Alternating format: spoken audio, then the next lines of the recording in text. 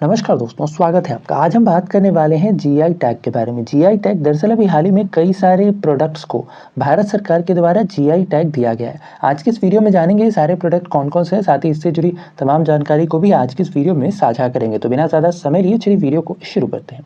सबसे पहले जानते हैं सुर्खियों में क्यों है।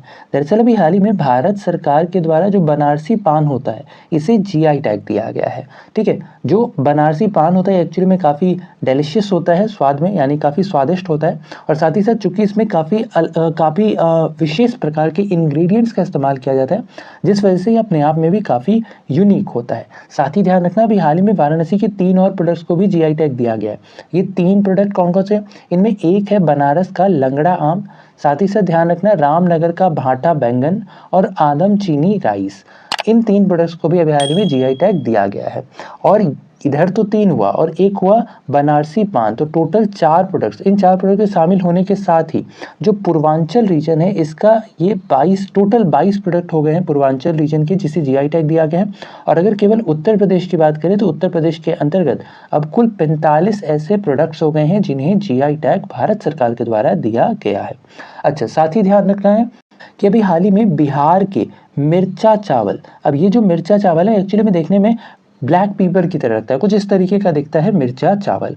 ठीक है, और इसे अभी हाल ही में जीआई टैग दिया गया है भारत सरकार के द्वारा। अब ये जो मिर्चा चावल होता है, इसका एक्चुअली में सुगंध काफ़ी बेहतरीन होता है और टेस्ट भी काफ़ी बेहतरीन होता है। ठीक है, और ये जो मिर्चा चावल है, इसे एक्चुअली में बिहार में पश्चिमी चंपारण में खासतौर पर इसे उगाया जाता है। ठीक है, और चूंकि ये देखने में काफ़ी हद तक ब्लैक पेपर की तरह लगता है, इस वजह से भी इसका जो नाम है यह मिर्चा रखा गया, यानी काली मिर्च की तरह यह देखने में लगता है, इस वजह से भी इसका नाम मिर्चा रखा गया। साथ ही ध्यान रखना, बिहार के और भी कई सारे प्रोडक्ट को अभी हाल ही में जीआई टैग दिया गया, जैसे कि भागलपुर का जर्दालू आम, इसके अलावा कतरनी पैडी।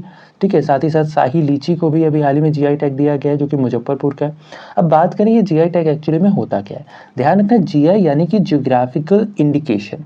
ठीक है, और अकॉर्डिंग टू वीपो यानी वर्ल्ड इंटेलेक्चुअल प्रॉपर्टी ऑर्गेनाइजेशन के अकॉर्डिंग जीआई टैग मेनली उन प्रोडक्ट्स को दिया जाता है जो किसी खास इलाके या किसी खास रीजन में उगाए या फिर तैयार किए जाते हैं। इसके साथ ही बात करें भारत में जीआई टैग के इतिहास की, तो ध्यान रखना भारत में जीआई टैग की शुरुआत सन 1999 में की गई थी। एक्चुअली में भारत में जो जीआई टैग है इसे इंट्रोड्यूस किया गया था the registration and protection act के तहत। साथ ही ध्यान रखना, भारत का पहला प्रोडक्ट जिसे जीआई टैग दिया गया ये था दार्जिलिंग का चाय। दार्जिलिंग टी पहला प्रोडक्ट था जिसे जीआई टैग दिया गया था।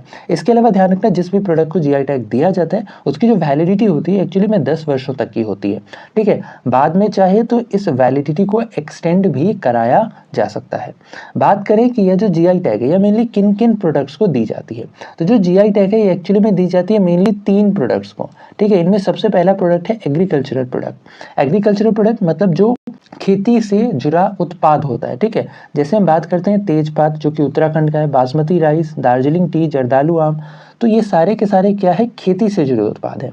तो एक तो इन्हें दिया जाता है जीआई टैग। इसके अलावा बात करें, एक होता है हैंडीक्राफ्ट, यानी जो हस्तशिल्प होता है, जो हाथ से बनाया गया प्रोडक्ट होता है। ठीक है, जैसे कि चंदेरी साड़ी हो गया। ठीक है, इसके अलावा मैसूर सिल्क हो गया, कांजीवरम सिल्क हो गया। तो ये सारे के सारे क्या होते हैं, ये सारे के सारे हाथ से चूंकि तैयार किए जाते हैं, तो ये सारे के सारे हैंडीक्राफ्ट्स के अंतर्गत आते हैं। तो जो दूसरा प्रोडक्ट है इसे जीआई टैग दिया जाता है वो कौन सा होता है, हैंडीक्राफ्ट प्रोडक्ट। एक तो हमने देखा है एग्रीकल्चरल प्रोडक्ट, और जो दूसरा है वह कौन सा है, यह हैंडीक्राफ्ट प्रोडक्ट। और जो तीसरा है यह होता है फूड आइटम्स, किसी पर्टिकुलर प्लेस का कोई खास फूड आइटम, जैसे आंध्र प्रदेश का तिरुपति लड्डू।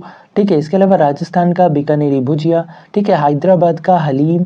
ठीक है, और साथ ही साथ रसगुल्ला जो कि वेस्ट बंगाल का। तो इस तरीके से कई सारे ऐसे फूड आइटम्स होते हैं जो किसी खास प्लेस पर ही काफ़ी फेमस होते हैं। ठीक है, और उसे वहीं बेसिकली तैयार किया जाता है, या फिर उसका समझ सकते हो कि उसका जो ओरिजिन है वो वहीं होता है।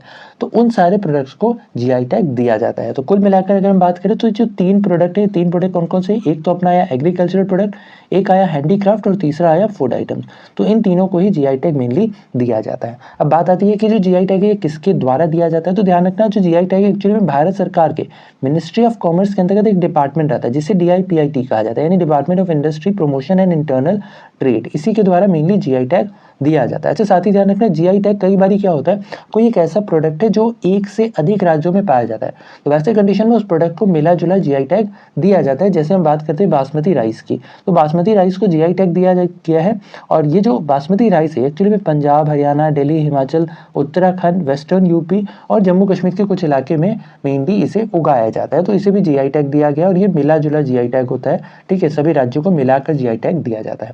तो ये था हमारा आज का वीडियो, जिसके अंतर्गत हमने बात की अभी हाल ही में भारत सरकार के द्वारा दिए गए कुछ प्रमुख जीआई टैग के बारे में। आशा और उम्मीद की वीडियो आपको इन्फॉर्मेटिव लगा होगा। अगर वीडियो पसंद आया है तो वीडियो को लाइक शेयर, चैनल पर अगर नए हैं तो चैनल को सब्सक्राइब करना बिल्कुल ना भूलें ऐसे इन्फॉर्मेटिव वीडियोस के लिए।